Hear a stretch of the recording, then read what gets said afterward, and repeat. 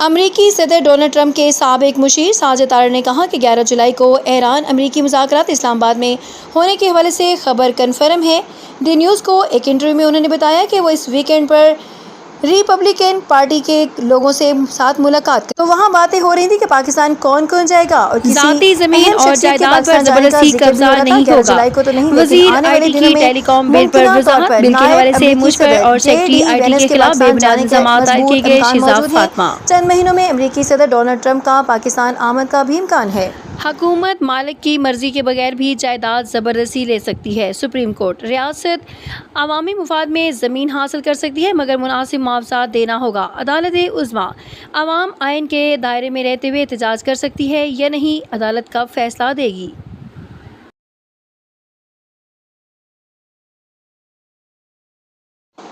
صدر مملکت آصف علی زرداری نے کہا کہ پاکستان اور کرغزستان کے درمیان تاریخی تعلقات قائم ہیں، ان تعلقات کو نئی بلندیوں پر لے جانا چاہتے ہیں۔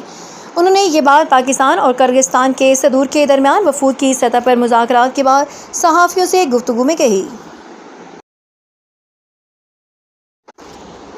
حکومت نے پیٹرولیم مصنوعات کی قیمتوں میں معمولی کمی کے بعد کلائمیٹ سپورٹ لیوی میں اضافہ کر دیا۔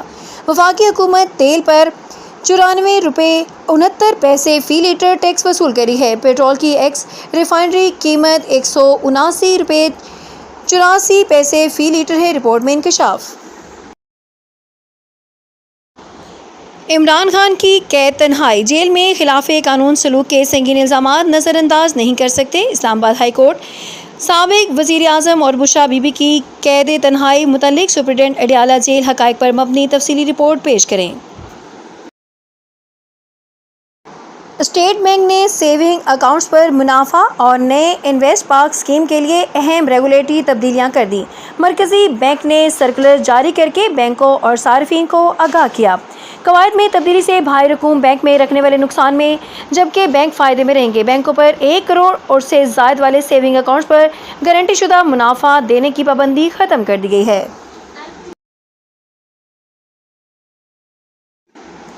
افغانستان کے سابق فاسٹ بولر شاہپور زادران انتقال کر گئے۔ شاہپور زادران کینسر کے مرض میں مبتلا تھے، بھارت کے مقامی ہسپتال میں زیر علاج تھے۔ افغانستان کرکٹ بورڈ نے بھی شاہپور زادران کے انتقال کی تصدیق کر دی ہے۔ Punjab disaster management authority P D M A نے آئندہ 2 روز کے دوران پنجاب کے بیشتر اضلاع میں بارشوں کا امکان ظاہر کیا ہے۔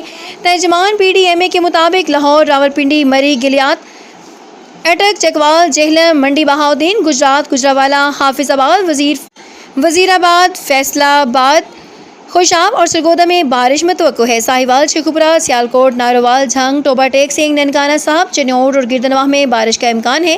اس کے علاوہ چنیوٹ، اکاڑہ، قصور، نورپور، تھل، بکھر، میاں والی، لیا، بہارپور، بہاول نگر، ڈیرہ غازی خان، ملتان، خانیوال، لودھرا، مظفر گڑھ، کوٹ ادو، رحیم یار خان، راجن پور میں بھی بارش ہو سکتی ہے۔